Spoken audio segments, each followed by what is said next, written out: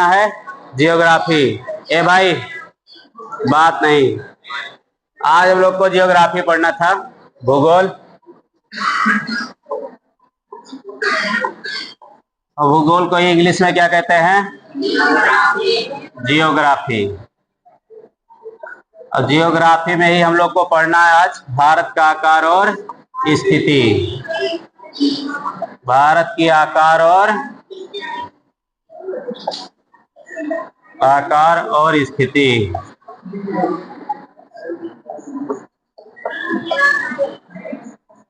इसको कहते हैं India size and location. India size and location. आज हम लोग को पढ़ना था कि भारत का आकार कैसा है और कहाँ स्थित है। उसके लिए हम लोगों ने कल ही एक वीडियो में देख लिया था कि मैप पे हम लोग को दिशा कैसे देखना है। आप नहीं हैं। आज हम लोग को देखना है कि भारत कितना बड़ा है और भारत कहाँ पे है। आप लोग को दिख रहा है?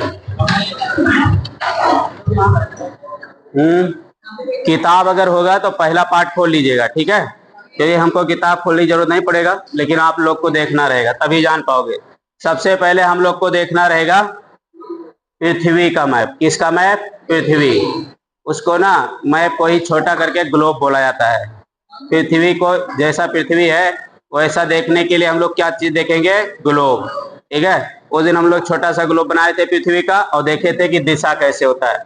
जैसे मान लीजिए ये क्या है? पृथ्वी, ठीक है? पृथ्वी का आकार कैसा है? अंडाकार। कैसा आकार? अंडाकार। उसी को ना शुद्ध जियोग्राफी वाले भाषा में जियोड बोला जाता है।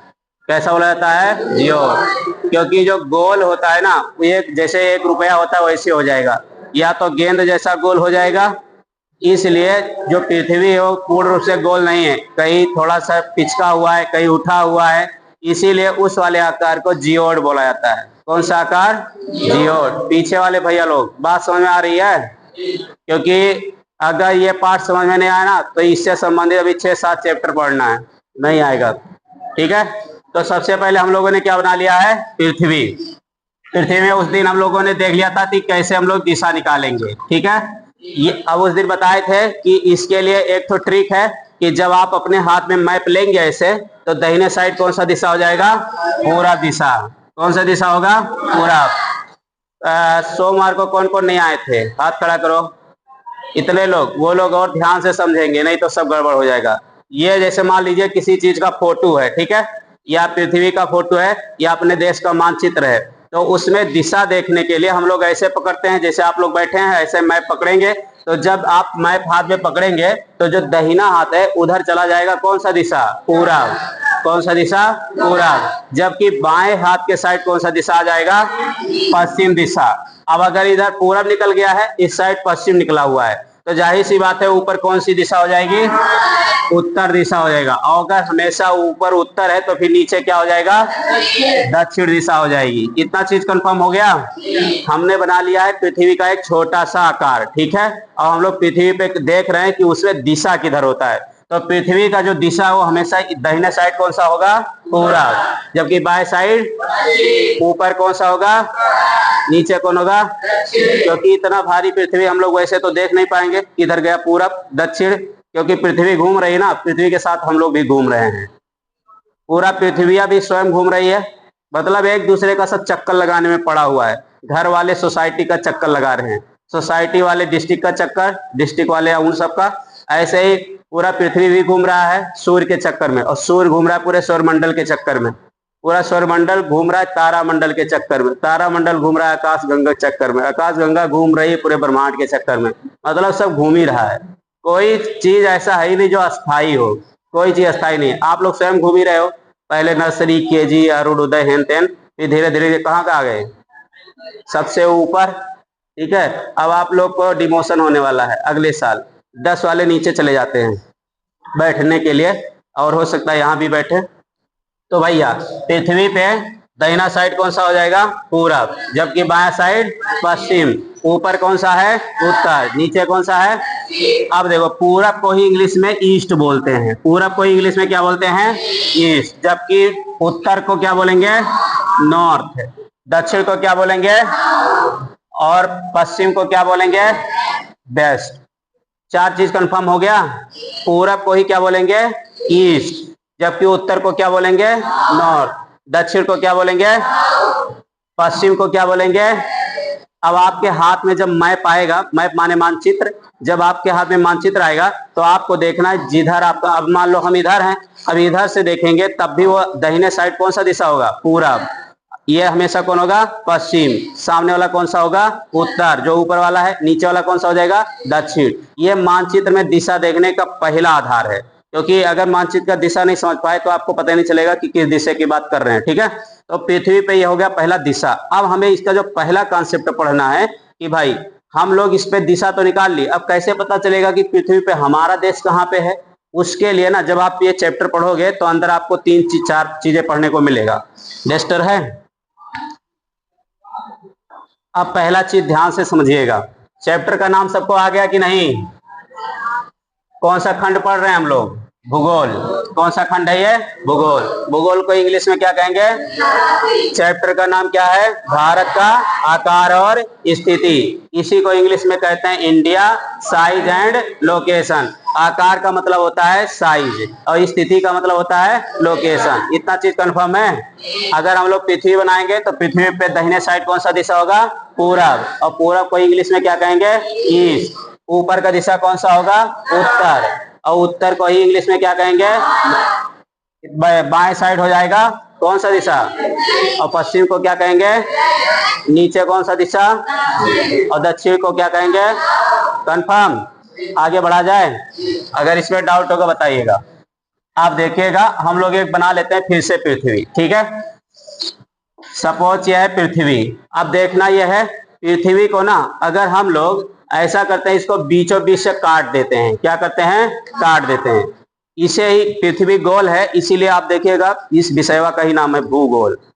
भू माने क्या होता है, जमीन या मिट्टी या पृथ्वी, तो भू माने क्या हो गया, जमीन या फिर मिट्टी, और है कैसा, गोल, इसीलिए नाम क्या पड़ गया, भूगोल।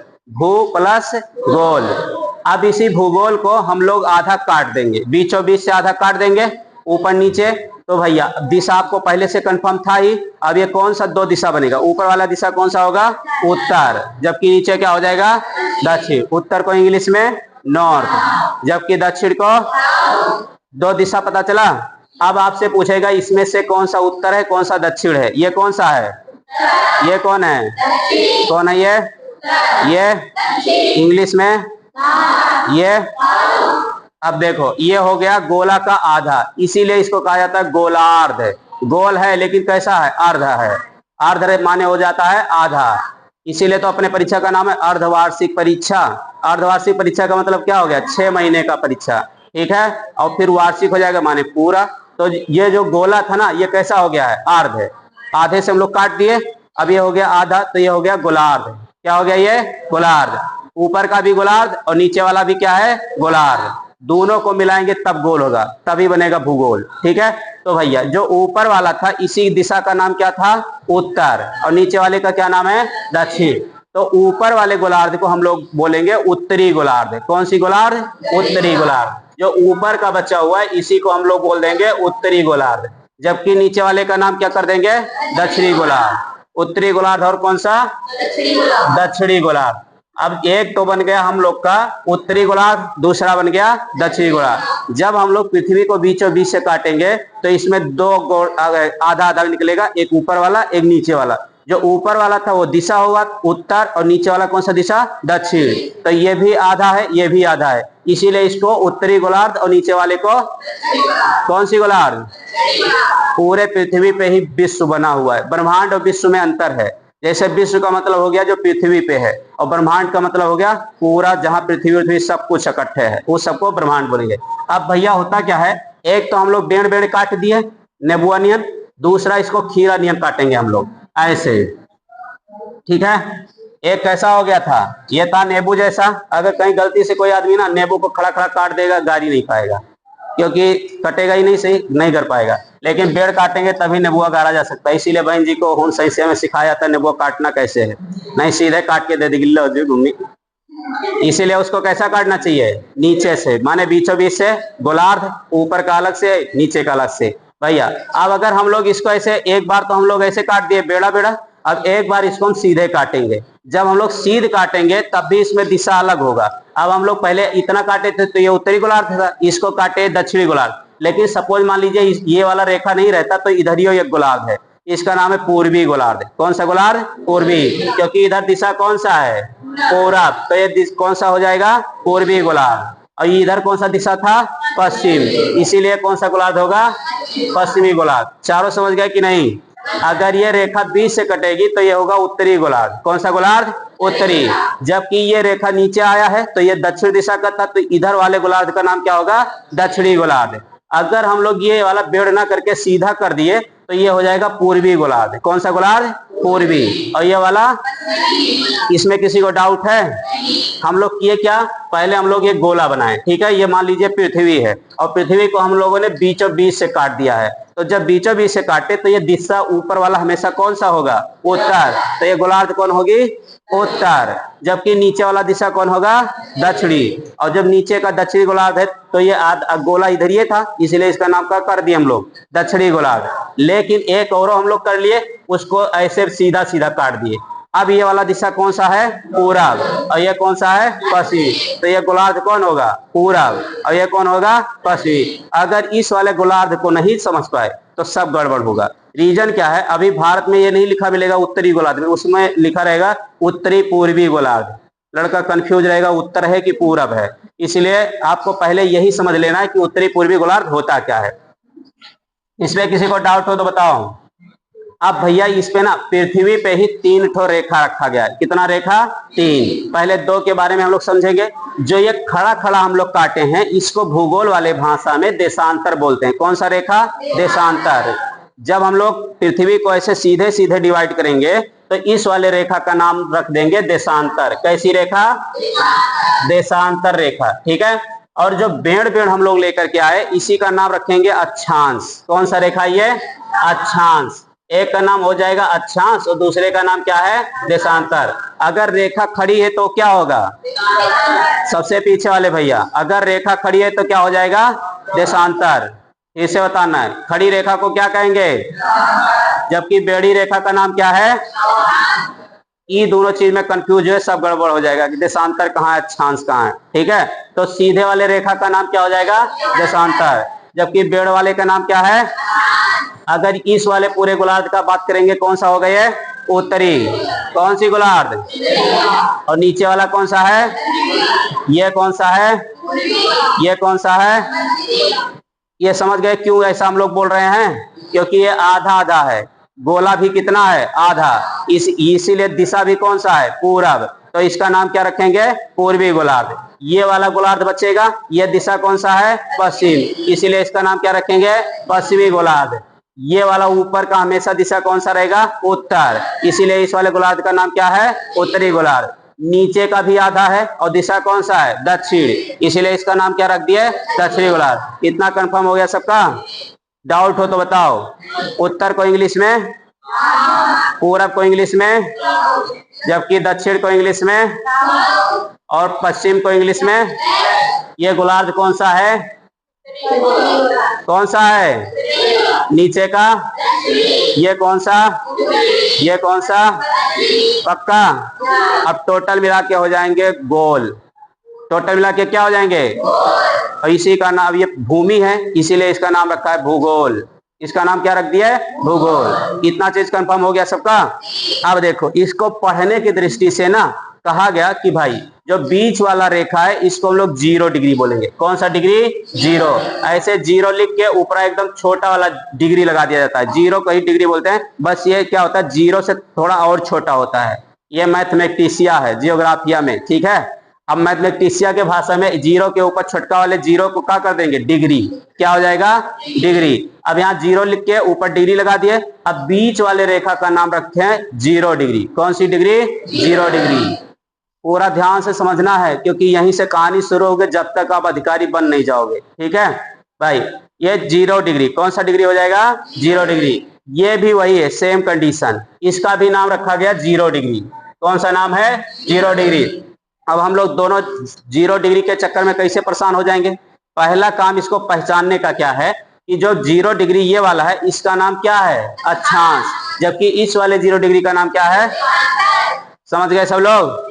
जो सबसे लास्ट वाले भैया हैं, सबसे लास्ट में हम जो पढ़ा रहे हैं, समझ में आ रहा है? जियोग्राफिया है ये, मैथमेटिशिया नहीं। समझे रहो नहीं, घर पे फार्मूला लगेगा भी नहीं, ठीक है भाई। इसका नाम क्या है? देशांतर, जबकि इसका नाम क्या है? अक्षांश। अब इसको पढ़ने की दृष्टि से ना, जो ये वाला है ये समय बताता है, ये रेखा समय बताने का काम करता है। क्या बताने का काम करता है? समय। जबकि ये वाला जो बेड़ा बेड़ा रेखा है, ये वायु दाब बता रहा है और टेम्परेचर बता रहा है, ठीक है, कि कहाँ का टेम्परेचर किस रेखा पे कैसा है। ठीक, अब इसको क्या किया गया, इसको नापने के बाद ये 0 डिग्री था, 0 डिग्री के उत्तर में एक नया रेखा बनाया गया, ठीक है, यहाँ पे और 23.5 डिग्री। कितने डिग्री? 23.5 डिग्री। और एक रेखा फिर से नीचे बनाया गया, ये भी था 23.5 डिग्री। ठीक, इस वाले जो दक्षिणी वाले उत्तरी गोलार्ध में गया, इसका नाम रखा गया कर्क रेखा। कौन रेखा? कर्क रेखा। इसको कहा गया कर्क रेखा। और जो नीचे वाला था, इसी का नाम क्या रख दिए? मकर रेखा। और बीच वाले का नाम था भूमध्य रेखा। कौन सा रेखा? भूमध्य रेखा। और भूमध्य रेखा का एक और नाम है, उसका नाम है विषुवत रेखा। कौन सा रेखा? विषुवत रेखा। इतनी चीज समझ में आई है आप लोग को कि नहीं? एक बार फिर से रिवीजन कर लीजिएगा। देखो, सबसे पहले पृथ्वी था, पृथ्वी को 2 भागों में बांटा गया, एक उत्तरी गोलार्ध, नीचे कौन सा? दक्षिणी गोलार्ध। उत्तरी गोलार्ध नाम इसलिए क्योंकि दिशा कौन सा है? उत्तर। जबकि ये दक्षिणी गोलार्ध इसलिए क्योंकि दिशा कौन सा है? दक्षिण। क्योंकि हम लोग बेड़ बेड़ काट दिए, लेकिन फिर से हम लोग क्या किए, एक बार सीधा काटे। अब सीधा काटे तो ये दिशा कौन सा हो गया? पूरब। इसलिए गोलार्ध का नाम क्या होगा? पूर्वी। जबकि ये वाला कौन सा हो जाएगा? पश्चिमी। तो गोलार्ध का नाम क्या होगा? पश्चिमी गोलार्ध। फिर हम लोग सोचे कि ऐसा सीधा बेड़ा समझाएंगे तो समझ आएगा नहीं, इसलिए इसको एक नाम दे देते हैं। इसको, इस वाले बेड़े बड़े रेखा को नाम क्या दिया गया? अक्षांश। कौन सा रेखा? अक्षांश। जबकि सीधे वाले का नाम क्या रखा गया? देशांतर रेखा। अब देशांतर ये बताता है कि समय कितना हुआ है, ठीक है, जबकि अक्षांश क्या बताता है? टेम्परेचर कितना है, कहाँ का टेम्परेचर कितना है, या वायु दाब कहाँ का कितना है, ठीक है। इसी से निकल के आता है कि देश का लोकेशन। इन्हीं 2 रेखाओं से किसको निकल के आएगा? देश का।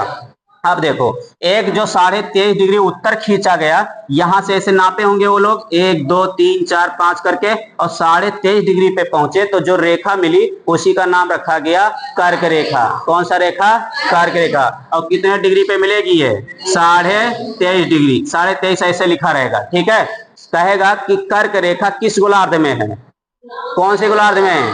उत्तरी गोलार्ध में। कौन से गोलार्ध में? उत्तरी गोलार्ध में। कहेगा कितने डिग्री पे? 23.5 डिग्री। कहेगा मकर रेखा किस गोलार्ध में? दक्षिणी। और ये भी कितने पे रखा गया है? 23.5। ये भी 23.5 पे ही खींचा गया है, ठीक है। 2 चीज समझ गए सब लोग? यहाँ पे 3 रेखा महत्वपूर्ण है। पहला नंबर यहाँ पे आएगा कर्क रेखा। कौन सा है? कर्क रेखा। और किस दिशा में मिलेगा ये? उत्तरी। तो कौन सा गोलार्ध होगा? उत्तरी गोलार्ध। उत्तरी गोलार्ध में 23.5 डिग्री पे कौन सा मिलेगा? कर्क रेखा। जबकि दक्षिणी गोलार्ध में कौन मिलेगा? मकर रेखा। इतना चीज कंफर्म?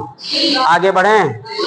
अब देखो, होता क्या है कि जो ये वाला था ना, एक और पृथ्वी बनाओ, मतलब समझ जाओ वही है ये, ठीक है। अब इसमें हुआ क्या कि जो 3 रेखा हम लोग बनाए थे, यहां आ गया ये कौन सा रेखा है? भूमध्य रेखा। कौन सी रेखा ये? भूमध्य रेखा। क्योंकि बीच से है, माने भू माने क्या हो गया? भूमि, और मध्य माने क्या होता है? बीच। अगर बड़े होंगे तो समझ जाना है सबसे बड़ा, सबसे छोटा, और बीच में मझले भैया को क्या नाम रखता? मझले भैया। मझले माने बीचों बीच के, इसीलिए इसका नाम रखा है मध्य। क्या नाम रखा है इसका? मध्य। तो पूरा नाम क्या है? भूमध्य रेखा। कहेगा भूमध्य रेखा कितने डिग्री पे है? 0 डिग्री। कितने डिग्री पे? 0। कहेगा कर्क रेखा कितने डिग्री पे? 23.5। मकर कितने पे? मकर रेखा किस गोलार्ध में है? कर्क रेखा किस गोलार्ध में? जो बेड़ रेखा है, इसी को सबका नाम क्या है? अक्षांश। जबकि खड़ी रेखा का नाम क्या है? कंफर्म? आगे बढ़े। अब देखो, यहाँ जो हम लोग भूमध्य रेखा खींचे ना, अब होता क्या, ये जो पृथ्वी है ये 23.5 डिग्री झुकी हुई है। कितनी डिग्री? 23.5। ये पढ़े हो कि नहीं?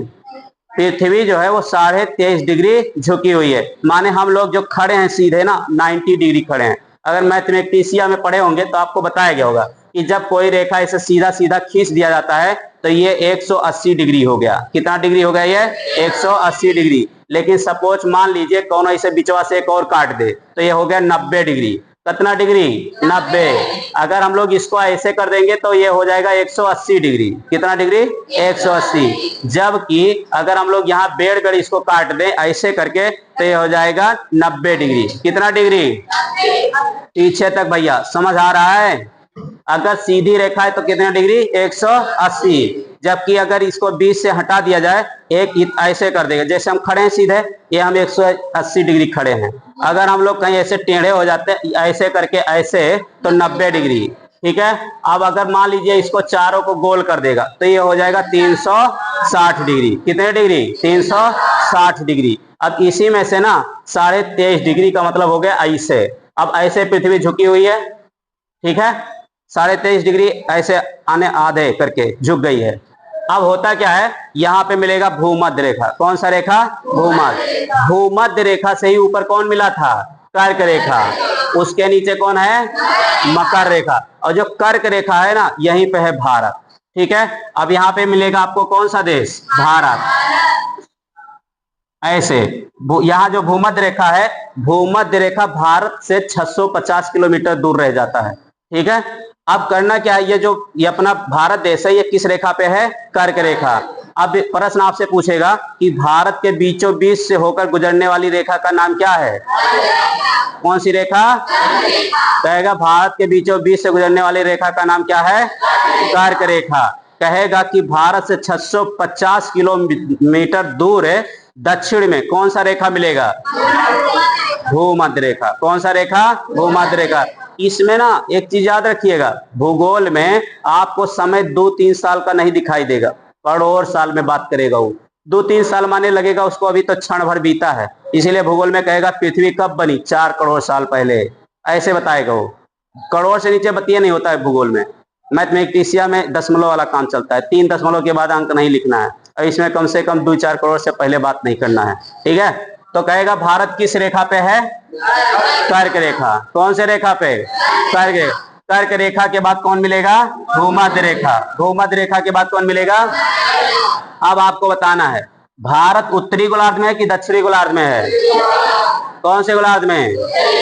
भारत उत्तरी में है कि दक्षिणी? उत्तरी गोलार्ध में। लेकिन हम लोग अभी बेड़ काटे थे इसलिए उत्तरी गोलार्ध में चला गया, फिर हम लोग इसको सीधा काट देते हैं ऐसे। अब बताओ भारत किस में चला जाएगा? उत्तरी और पूर्वी गोलार्ध। उत्तरी और पूर्वी गोलार्ध, क्योंकि ज्यादा फेमस उत्तर है और दक्षिण है, ये पूरा पश्चिम तनिक कम फेमस है, इसीलिए इनका नाम रखा जाएगा उत्तरी पूर्वी गोलार्ध। कौन सा? उत्तरी और पूर्वी। क्योंकि अगर हम लोग इस दिशा में देखें तो ये किस गोलार्ध में चला जाएगा?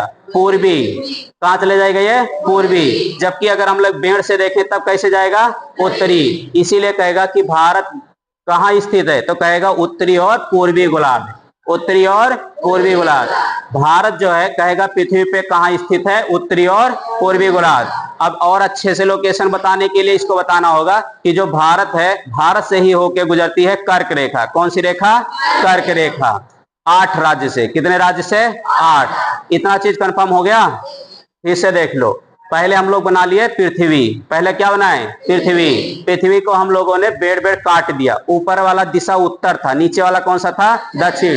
इसीलिए इस गोलार्ध का नाम क्या रखे? उत्तरी। नीचे वाले का दक्षिणी। फिर हम लोग इसको बेड़ा काटे और इधर का गोलार्ध कौन बना? पूर्वी। और ये कौन सा? इसलिए इस गोलार्ध का नाम क्या रखेंगे? पूर्वी। और इस वाले का नाम क्या रखेंगे? पश्चिमी। पक्का? आप देखो यहीं पे हमको पहचानने के लिए 2 रेखा का नाम देना पड़ा। एक खड़े वाले रेखा को क्या बोलेंगे? देशांतर। जबकि बेड़ वाले को अक्षांश रेखा। जो बीचों बीच से गुजरेगा उसका नाम क्या है? भूमध्य रेखा। जो 23.5 डिग्री उत्तर में है उसका क्या नाम है? कर्क रेखा। जो 23.5 डिग्री दक्षिण में है मकर रेखा। इतना चीज कंफर्म। फिर हम लोग देखेंगे भारत कहाँ पे है, तो भारत पृथ्वी पे किस गोलार्ध में है? उत्तरी। उत्तरी और पूर्वी। अगर हम लोग ऐसे देखते तब चला जाता उत्तर में, सीधे काट देंगे किस में चला जाएगा? पूर्वी में। इसीलिए इसको नाम कौन सा देंगे? उत्तरी और पूर्वी गोलार्ध। उत्तरी और कौन सा गोलार्ध? पूर्वी। इतना कंफर्म हो गया? अब देखो पूरे दुनिया में ना लगभग 206 देश हैं। कितने देश हैं? 206। एक यूएन संस्था है वो मान्यता सिर्फ 100 जो है 93 से 95 को देती है, लेकिन जो पूरे टोटल देश हैं वो 206 देश हैं। अपने शरीर में कितनी हड्डी है? उतने देश हैं, ठीक है। उसी में से एक तो भारत देश भी है। अब भारत जो है ये विश्व का 7वां सबसे बड़ा देश है। विश्व का कितने नंबर पे? 7वें नंबर पे। अभी अपने स्कूल की बहन जी टॉप कर गई हैं, कितने नंबर पे? पूरे डिस्ट्रिक्ट में कितने नंबर पे? 7वें नंबर पे। जितने पूरे अपने जिला के लोग टॉप किए हैं उन टॉपर में 7वें नंबर पे बहन जी हैं, ठीक है। इसीलिए अपना भारत भी देखिएगा। पूरे दुनिया में कितने देश हैं? 206, और 206 देशों में से विश्व का 7वां सबसे बड़ा देश कौन सा हो जाएगा? भारत। अब सबसे बड़ा कौन हो जाएगा? रूस। सबसे बड़ा देश कौन सा है? जबकि हम लोग किस नंबर पे हैं? 7वें। अब बड़ा मिस समझ रहे हैं आप लोग किस चीज पे बड़ा? क्षेत्रफल में। किस चीज में? क्षेत्रफल में। जैसे आपसे प्रश्न पूछेगा कि भाई पूरे गांव में सबसे ज्यादा जमीन किसके पास है? मान लो कोई आदमी होगा राम खेतावन। अब राम खेतावन के पास सबसे ज्यादा जमीन है तो कहेगा इनसे भी ज्यादा जमीन किसके पास है? किसी का नाम आएगा। ऐसे पूरे विश्व में जितने देश हैं 206, इनमें क्षेत्रफल के मामले में भारत कितने नंबर पे है? 7वें। और पहले नंबर पे रूस। 7वें पे कौन है? भारत। जबकि पहले पे रूस। जनसंख्या के मामले में हम लोग पहला नंबर। किस मामले में? जनसंख्या। हम लोग क्या, ये सब व्यवस्था बहुत तगड़ा है, ठीक है। क्षेत्रफल में हम लोग भले ही कम है लेकिन जनसंख्या में कितने नंबर पे? पहले। बाकी इस चैप्टर को पढ़ के आइएगा, कल पढ़ा देंगे, ठीक।